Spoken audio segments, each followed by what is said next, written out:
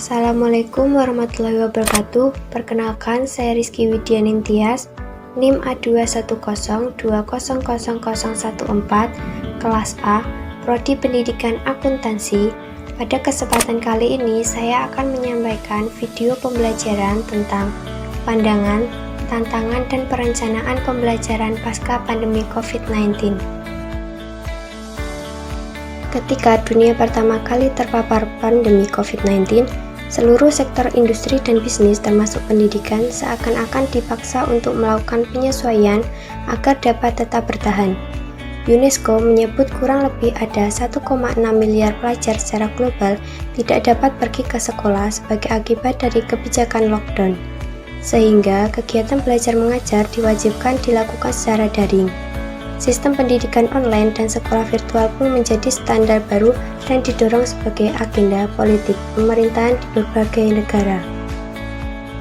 Seiring perkembangannya, penggunaan platform daring seperti Zoom, Google Classroom, dan Google Meeting sebagai sarana pembelajaran jarak jauh mengalami peningkatan drastis.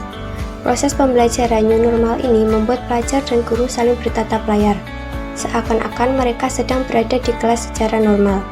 Tidak hanya itu, penilaian kompetensi pelajar berdasarkan tugas atau proyek juga menjadi alat utama bagi para guru yang dinilai mampu mengurangi knowledge gap yang terjadi akibat situasi pandemi. Pandemi ini dapat dilihat sebagai sebuah fenomena dengan kontribusi positif yang mampu mengakselerasi literasi digital para pengajar, yang selama ini menjadi bagian dari agenda pembangunan dunia pendidikan. Salah satu tantangannya hadir ketika masa pandemi ini adalah minimnya akses internet dan keterbatasan perangkat yang dimiliki oleh guru maupun pelajar. Setelah pandemi mereda, pemerintah sudah mulai menerapkan sebagian lembaga pendidikan melakukan PTM dengan syarat dan mematuhi protokol kesehatan. Tetapi juga ada tantangan pembelajaran pasca pandemi oleh guru maupun siswa, yaitu yang pertama, penurunan karakter positif peserta didik. Yang kedua, banyaknya konsep yang tidak dikuasai oleh siswa. Yang ketiga, siswa malas dan semangat belajar siswa menurun. Hal-hal yang dilakukan guru untuk mengatasi tantangan pasca pandemi dan yang dihadapi oleh siswa. Yang pertama, guru harus berupaya menciptakan pembelajaran yang berkualitas. Yang kedua, gunakan media dan sumber pembelajaran yang tepat. Yang ketiga, gunakan platform untuk penugasan. Yang keempat, pahami pembelajaran literasi dan numerasi lalu terapkan di kelas. Sehubungan dengan belum pastinya kapan berakhirnya pandemi COVID-19, sementara proses pendidikan harus tetap berjalan. Selama penyebaran pandemi COVID-19, pembelajaran jarak jauh dengan cara daring telah dilakukan, meskipun banyak yang perlu dibenahi dalam pelaksanaannya.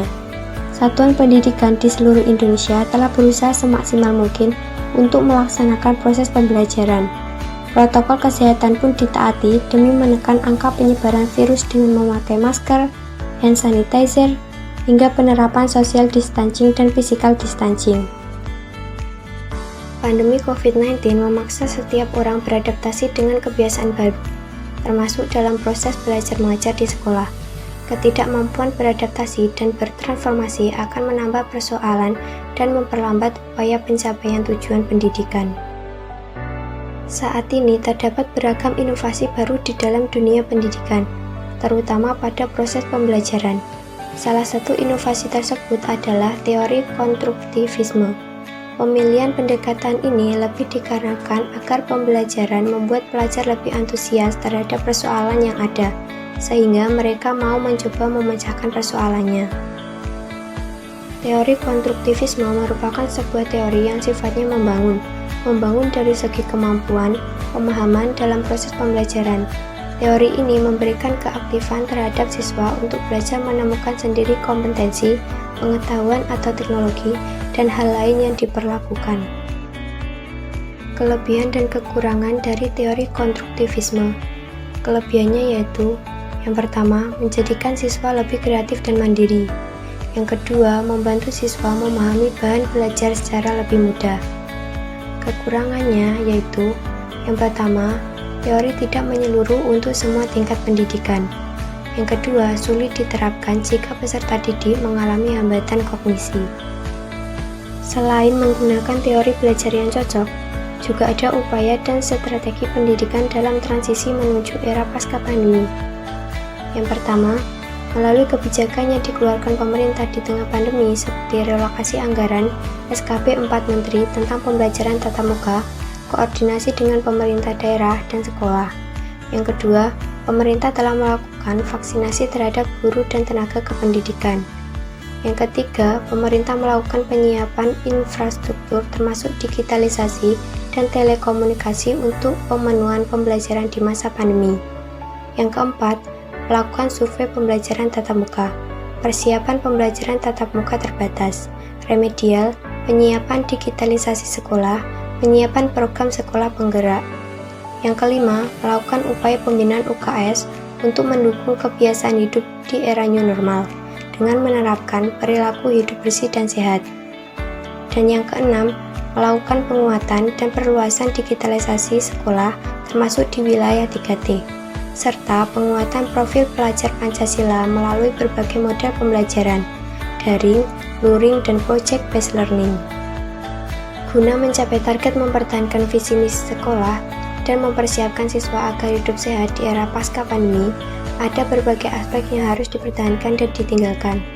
Yang pertama, para guru harus terlibat dan perlu memiliki skill admin dan marketing. Yang kedua, para orang tua harus kritis terhadap kondisi sekolah, tapi di sisi lain harus mendukung kebijakan sekolah. Yang ketiga, perpustakaan dan aplikasi belajar yang harus tetap dijaga dan dipelihara. Apalagi di tengah pandemi ini, sekolah harus memiliki aplikasi belajar yang bisa diberikan untuk peserta didik. 3 warisan pandemi yang tidak boleh dihilangkan di satuan pendidikan ketika belajar tatap muka sudah kembali. Yang pertama, guru harus belajar dan berbagi. Yang kedua, budaya inovasi seperti melakukan pembelajaran melalui project-based learning. Yang ketiga, warisan teknologi pendidikan, yaitu memahami konsep verifikasi perbandingan eksistensi uji coba produksi, pengetahuan, kesempatan berkolaborasi dengan ekosistem yang berbeda dengan menggunakan teknologi.